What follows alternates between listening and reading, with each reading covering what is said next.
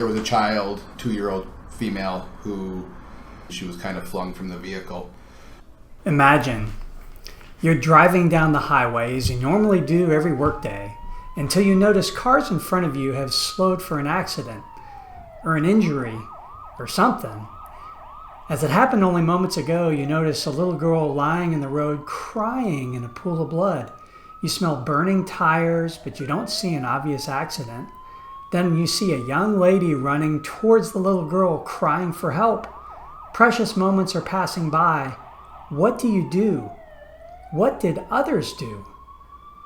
On a morning last October, another commuter came upon this scene and made a 911 call to help, and helped the little girl as well. Several first responders just happened to be close by. What happened next can only be described as a miracle. So welcome to Beauty versus the Beast, where we highlight the beautiful actions of individual people versus all that is beastie in today's society. Today we have the great pleasure of welcoming Jason Marzan, who is a police officer with the North Charleston Police Department. As I indicated earlier, Jason came across a harrowing scene. Describe that scene to us, Jason. On October 10th at about 10 o'clock p.m., I was doing my daily operations, answering traffic collisions, and I happened to just finish up a collision where I had to report to the Trident Hospital off of University in North Charleston. As I was sitting there, I was having to kind of pay attention to my computer, and I happened to see a call come in reference to a child possibly fell out of a moving vehicle on Interstate 26.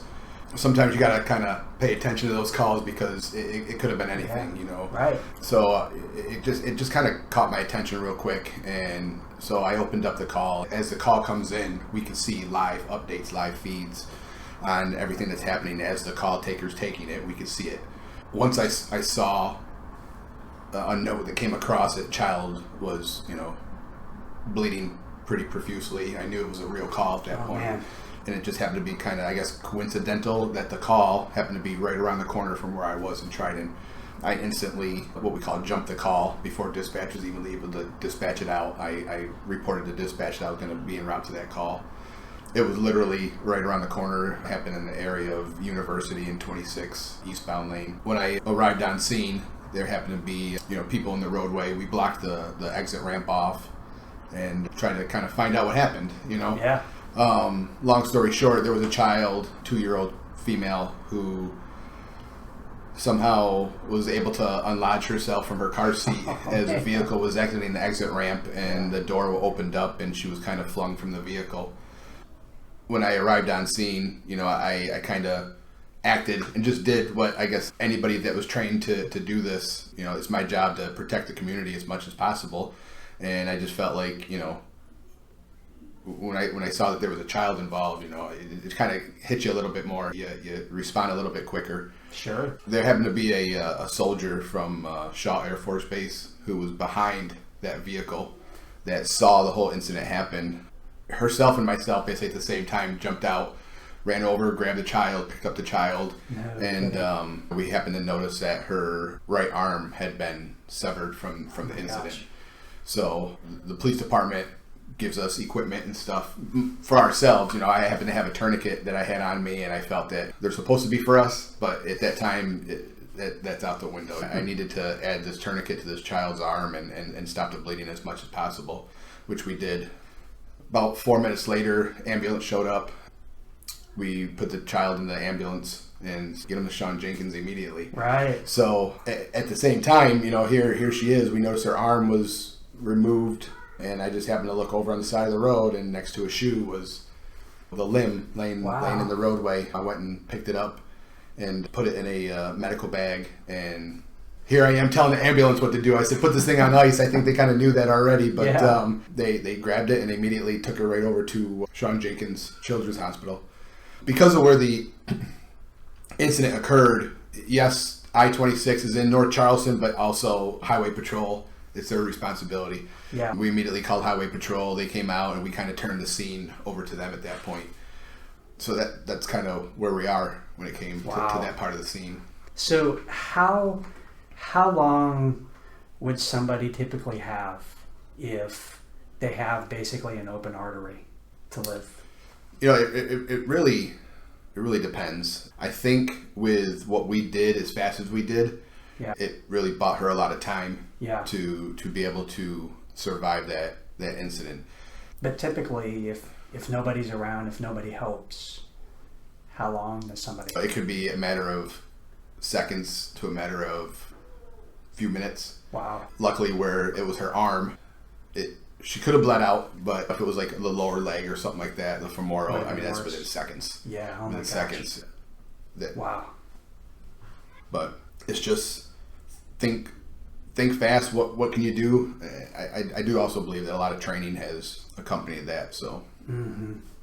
So was what was going through your mind? What can you do? Describe what goes through your mind in those moments? I'm kind of a forward thinker. Like I try to think in advance, or what the end result could be, and what can I do at that moment to get everybody out of that situation as fast and as safely as possible. It's my job. This is what I get paid to do. It's my job to protect and serve the community and do everything I can to make that happen. So I'm just one person, you know, in this world. So if I can do what I can to help somebody, if it was me or one of my family members, I would want the same thing done. So tell me about yourself. Did you grow up here in Charleston? Not from the area? I grew up in a small town, and it's called Seneca Falls, New York, which is in central New York in the Finger Lakes, New York, between kind of Syracuse and Rochester. Okay. Country boy. My dad was in the military. He was full-time Army, and we were having to be stationed and stayed there the whole entire time. Yeah. Born and raised there. I just knew I used to enjoy going to work with my dad a lot, and saw the guys in the uniform and saw what they did.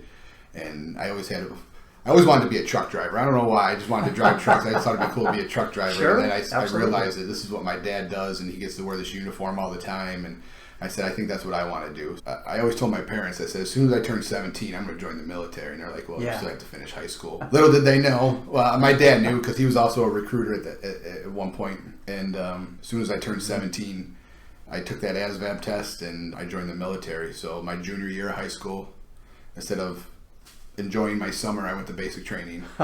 Came back home, did my senior year, and again, instead of enjoying my summer, I'm back to did my second part of basic training. My senior year, after I did that, came back home, and to be able to do that, I was in the National Guard in New York, and I just wanted to get the uniform on as soon as possible. Just what I always wanted to do.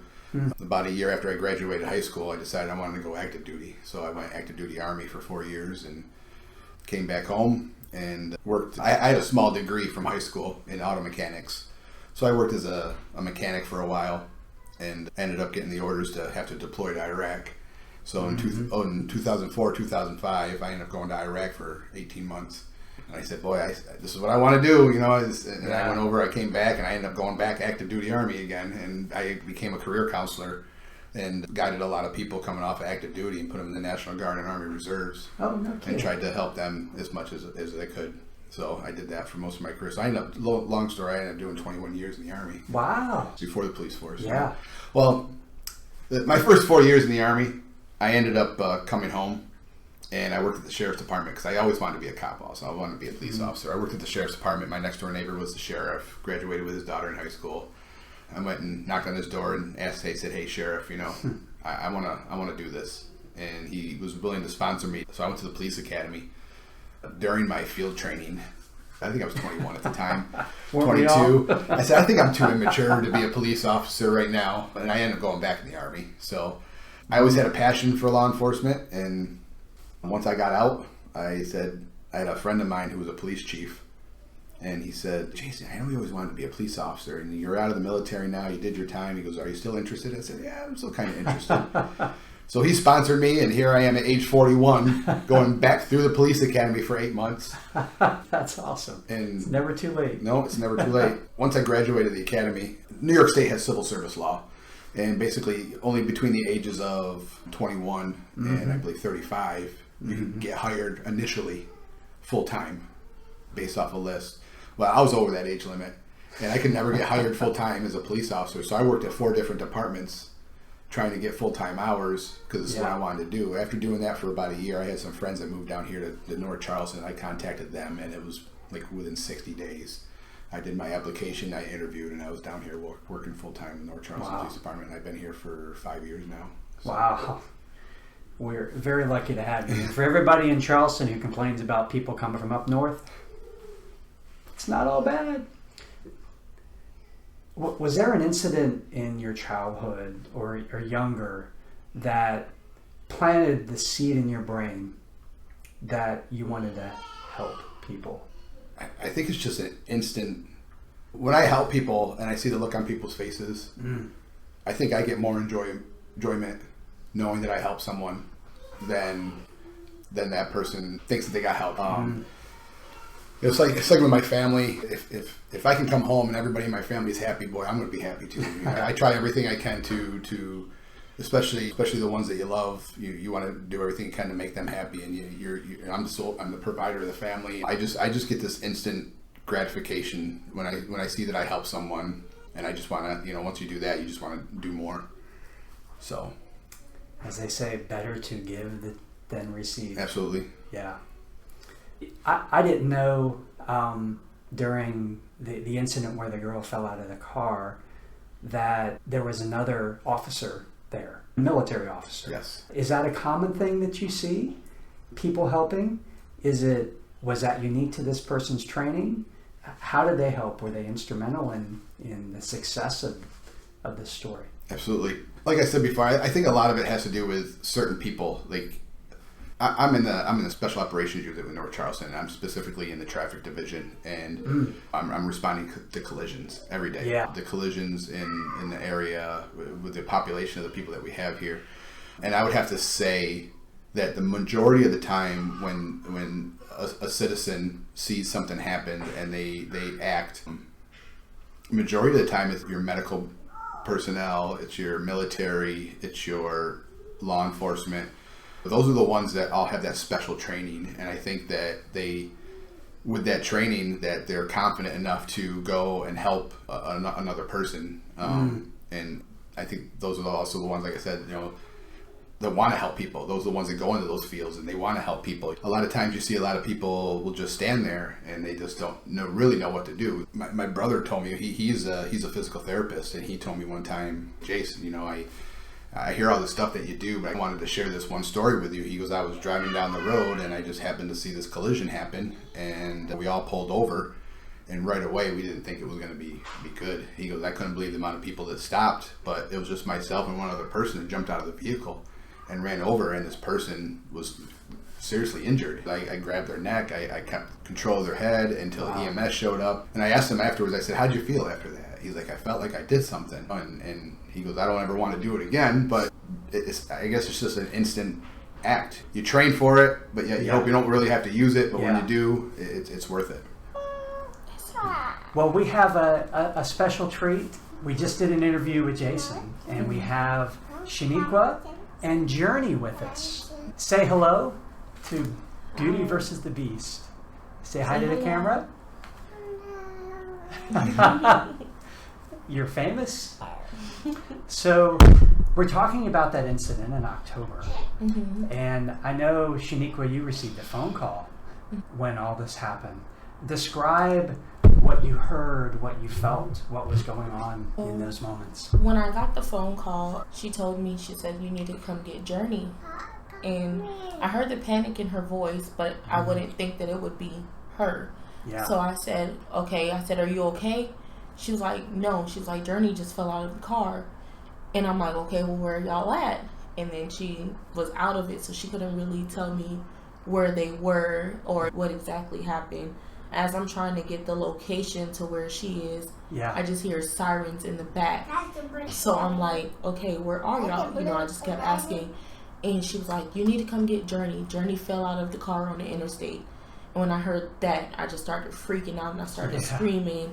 And then I heard her crying, saying, I want mommy, I want mommy. So I'm just trying to get like the location of where they are. And I didn't. I had to figure out what hospital they were at. Yeah. She was finally able to calm down and tell me where they were going. Yeah. But the incident actually happened right up the street from me. Does Journey remember? Do you remember any of that? She'll say my arm, like they cut my arm. I don't really know how to explain it to her. Yeah. I don't think I'm ready to explain Yeah, it to her, and she's pretty understand. smart, so she'll get it. Oh, yeah. She sees the cuts and stuff, and the doctor Yeah. cut me. Yeah. I'm like, yeah, but it's okay. And she's sassy. She is. Yeah, they told us that we were going to be there for 2 months. We ended up staying for 2 weeks, literally. Wow. 2 weeks Oh flat. my gosh. Yeah. So tell me about the medical team. They were awesome. When I got to the hospital, it was like 25 nurses, I want to say, around her. Oh my gosh. And I just saw blood on the floor. It was this glass door, but I couldn't get in there to her. So we had to wait. Then they brought her out and they did an MRI. So when she walked past me, she already had the breathing tube in her mouth and her eyes were like shut. I just gave her a notice. I said, hey, mommy is right here. Yeah. They was like, okay, well, we got to get her to surgery. Her surgery took about 8 hours. Wow. And then like 3 hours for recovery. So that whole time I could not see her after she recovered. To kind of add to that, so, here's a situation that just happened. We handed the scene over to Highway Patrol. At that point, I just kind of leave. You just go through something dramatic like that, and then what do you do the rest of the day? And you continue on doing what you're doing every day. Here I am going to the next collision or answering another call. Yeah. My command at North Charleston Police Department, they were amazing. It was probably 8 o'clock at night. I'd get phone calls from my chief called me, my captain called me to check on me, everybody checked on me. But my main concern at that point was, does anybody have any idea what's going on here? I asked, I said, is it okay that I can get up early in the morning and go to the hospital? Like, you do what you need to do and you need to go check on her because we have no idea what was going on. I couldn't sleep that night. And I was really concerned. This morning I drove to MUSC. That's what they told me that they were taking her. So I drove to MUSC and I'm walking into the hospital not knowing the unknown. And I walked inside and I said, this is just kind of a crazy question, but there was this incident that happened yesterday. And they said, oh yeah, absolutely. They said, go right over there. And I looked over to my left and I see nothing but nurses and doctors all in this one tiny little room. I walked over, I knocked on the door, and they all turned around and kind of look at me like, who are you? I did have one doctor, the actual surgeon came up to me and I told him who I was and he goes, what did you do out there? And I told him what I did. And he's like, I just want to let you know that if it was seconds later, that there's a good possibility that she wouldn't be here today. I said, so she's okay, everything is fine. I didn't even know. And then she's right there. And sure enough, there was, Shaniqua, and she was sitting over on the side. They said, it's amazing that we reattached the arm. And I said, what did you just say? They said, we were able to reattach her arm. Her surgeon was awesome. I just wanted to make sure she was okay, that she was, with us still. And to find out that not even that, they also reattached her arm. And it's crazy because I was asking questions like, what happened? How'd she fall out the car? And I couldn't really get answers. And then I didn't know that her arm came off until I was out in the waiting room waiting for her to get through a surgery. And the surgeon came out and he talked to me, letting me know how the process and everything was, and I was out of it. And when he said that her arm came off, I broke down even more. And I said, her arm? He was like, yeah, her arm came off from elbow down. We're in the process of reattaching it. He said we did have to bring her back because we did lose her at one point. And I broke down even more. And he was like, but she's doing good. She's hanging in there. We were in contact almost every day Yeah. until she told me, she's like, yeah, it's week 2. I'm thinking months in the hospital for something like this. And Yeah. she's like, it's week 2. We've been here 2 weeks and they're letting us go home. I said, you're going home already after 2 weeks. I give a lot of kudos to that medical team and what they did. She was over it. It got to the point where because they had her so drugged up, all she did was sleep all day. Yeah. So once they started taking the medications away, she started waking up. She pulled the IV out of her arm. They had the tube in her nose to feed her. Yeah. And she snatched that out. And then they finally took the tube out of her throat to see if she could breathe on her own. That was also a scary experience because you never know. It's like, hey, if we take this tube out, it's like a test. We don't know if she could breathe on her own, but we have to try. And she did it. She did it because she's strong. She's strong too. Yeah, she's very strong. She's very strong. What are y'all's hopes and dreams for this miracle child journey? My biggest thing right now, I just want her to have mobility in her hand and get that feeling back in that arm. That's my biggest concern. As far as her future, she's very unstoppable. She's a very strong baby. We got potty trained. She gets herself dressed with one hand, the shoes on.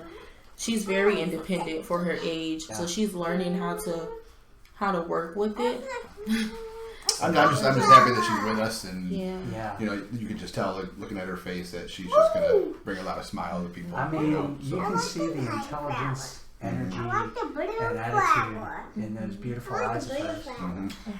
We talk almost weekly, Yeah. sometimes every other week, but we still stay in contact, and she keeps me updated on everything that's going on. So That's amazing. So we're still waiting on her physical therapy to start. I know she does have a pulse in that arm now.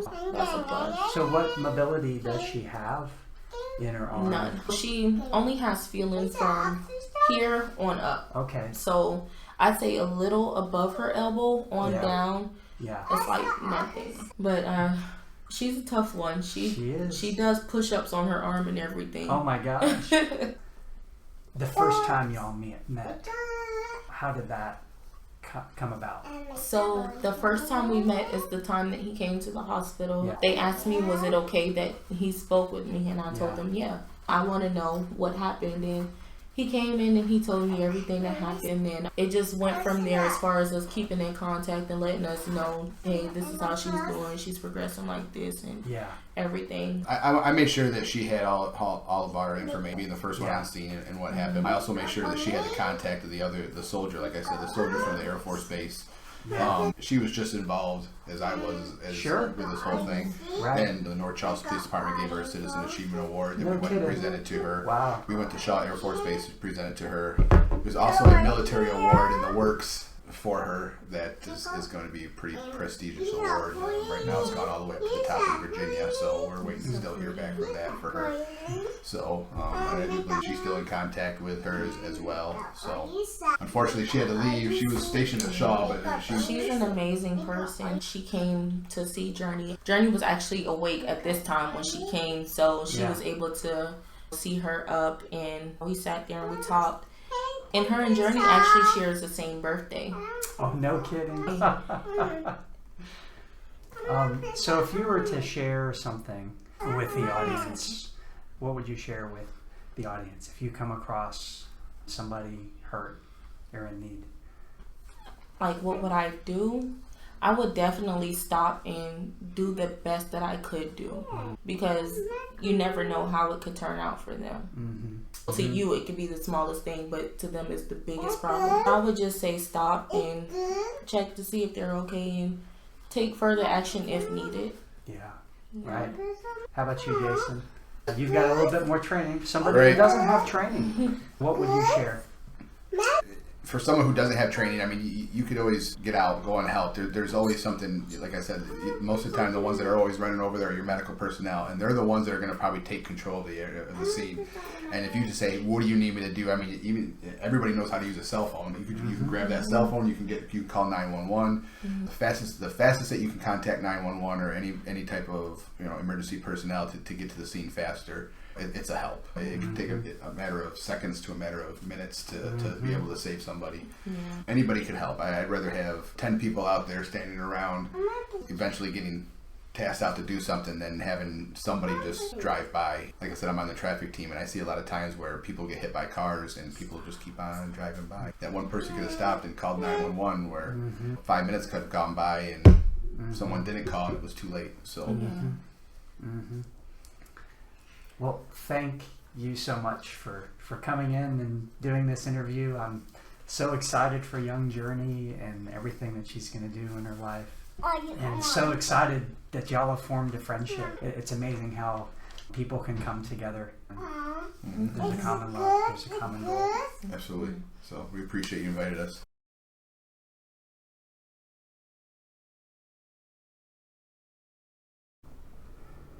Growing up, didn't we all want to be superheroes? I mean, I remember running around with a cape on, acting like I was Superman. Drove my parents crazy. Nowadays, the most popular superhero program is called The Boys, which is about a bunch of superheroes gone bad. We've lost trust in our superheroes. Jason and Prudence are kind of real life superheroes. I mean, they're not perfect. They don't have capes. They probably don't view themselves as superheroes.